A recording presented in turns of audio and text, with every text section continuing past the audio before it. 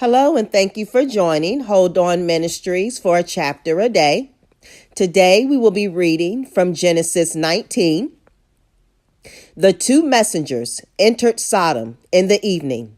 Lot, who was sitting at the gate of Sodom, saw them, got up to greet them, and bowed low. He said, "Come to your servant's house, spend the night, and wash your feet. Then you can get up early and go on your way." But they said, "No, we will spend the night in the town square." He pleaded earnestly with them. So they went with him and entered his house. He made a big meal for them, even baking unleavened bread, and they ate. Before they went to bed, the men of the city of Sodom, everyone from the youngest to the oldest, surrounded the house and called to Lot. "Where are the men who arrived tonight? Bring them out to us so that we may have sex with them."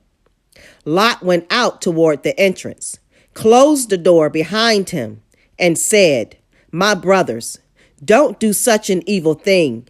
I've got 2 daughters who are virgins. Let me bring them out to you, and you may do to them whatever you wish.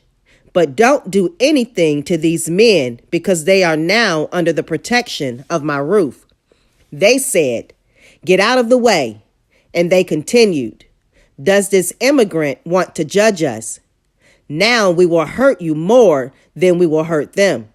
They pushed Lot back and came close to breaking down the door.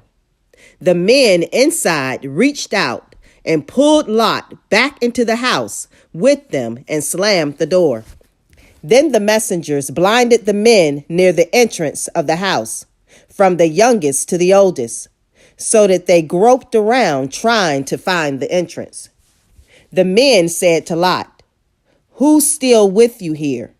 Take away from this place your sons-in-law, your sons, your daughters, and everyone else you have in the city, because we are about to destroy this place. The Lord has found the cries of injustice so serious that the Lord sent us to destroy it." Lot went to speak to his sons-in-law, married to his daughters, and said, "Get up and get out of this place, because the Lord is about to destroy the city."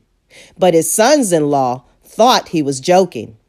When dawn broke, the messengers urged Lot, "Get up and take your wife and your 2 daughters who are here, so that you are not swept away because of the evil in this city." He hesitated, but because the Lord intended to save him, the men grabbed him, his wife, and 2 daughters by the hand, took him out, and left him outside the city. After getting them out, the men said, "Save your lives. Don't look back, and don't stay in the valley. Escape to the mountains so that you are not swept away." But Lot said to them, "No, my lords, please. You've done me a favor and have been so kind to save my life. But I can't escape to the mountains, since the catastrophe might overtake me there and I'd die. This city here is close enough to flee to, and it's small. It's small, right? Let me escape there, and my life will be saved." He said to Lot, "I'll do this for you as well. I won't overthrow the city that you have described.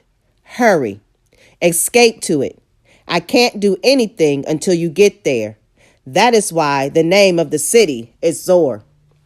As the sun rose over the earth, Lot arrived in Zoar, and the Lord rained down burning asphalt from the skies onto Sodom and Gomorrah. The Lord destroyed these cities, the entire valley, everyone who lived in the cities, and all of the fertile land's vegetation. When Lot's wife looked back, she turned into a pillar of salt.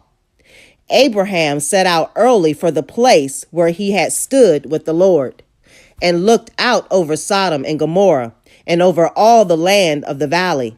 He saw the smoke from the land rise like the smoke from a kiln. When God destroyed the cities in the valley, God remembered Abraham and sent Lot away from the disaster that overtook the cities in which Lot had lived. Since Lot had become fearful of living in Zoar, he and his 2 daughters headed up from Zoar and settled in the mountains, where he and his 2 daughters lived in a cave. The older daughter said to the younger, "Our father is old, and there are no men in the land to sleep with us, as is the custom everywhere. Come on, let's give our father wine to drink. Lie down with him, and we'll have children from our father." That night they served their father wine, and the oldest daughter went in and lay down with her father, without him noticing when she lay down or got up.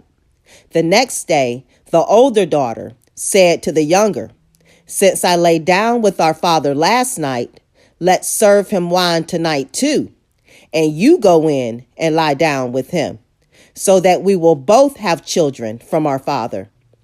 They served their father wine that night also, and the younger daughter lay down with him, without him knowing when she lay down or got up. Both of Lot's daughters became pregnant by their father. The older daughter gave birth to a son and named him Moab. He is the ancestor of today's Moabites. The younger daughter also gave birth to a son and named him Ben-Ami. He is the ancestor of today's Ammonites.